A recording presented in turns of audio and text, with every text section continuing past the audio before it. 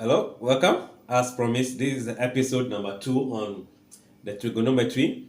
We want to apply the concept we learned about the basic functions or ratios. So in the diagram below, PQR is a right angle triangle where the angle at P is 48 degree. We are to find the PQ if the length of PR is 5 centimeters. Remember what we did when the diagram is given to you, identify the size by the definition we did in the first episode. We know the side facing the angle. This is the side that is facing the angle become the opposite side. Then the longest side is the side facing the right angle box, which is the hypotenuse. So the remaining side become the adjacent. Now, what we learned about the ratios is so ka tua, as in the mnemonics that we can use. So in order to identify which of the ratios, remember the basic ones, that are going to be used, only one will be used if one side is missing. So if we have all the sides missing, then we can think of all of them. So here I am going to look at the side that I am looking for. I know this side, which is the hypotenuse. I am interested in this side. My mind is not on the QR. So it means that I don't need the O, the opposite side, for anything in this question. It can be used in other questions. But in this question, I don't need the opposite side.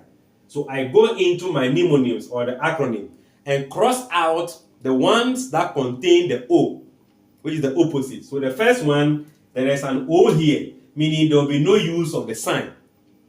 There is no O here, but there is an O here, meaning I am only left with the ka, which is the cos of the angle equals to the adjacent over the hypotenuse. So here, what is the angle? So cos of the angle 48 equals to the the adjacent side, which in this case is the length of PQ I'm looking for, divided by the hypotenuse, which will become what? 5. I needed this, and I have a fraction. So I cross multiply.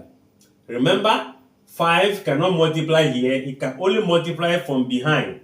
So that will give me 5 cos 48 equals to the length of PQ as I'm looking for.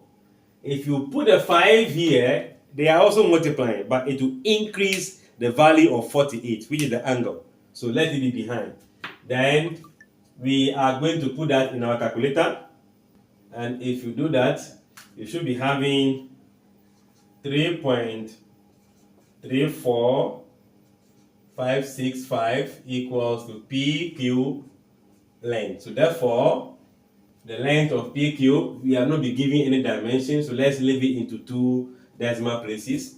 That will be 3.35 centimeters. So the length of the adjacent side will be 3.35. As a whole number will be 3. Alright, so try this, let me see. So we can try this and leave our answer in the comment section as we keep on learning together. Like, share, and comment.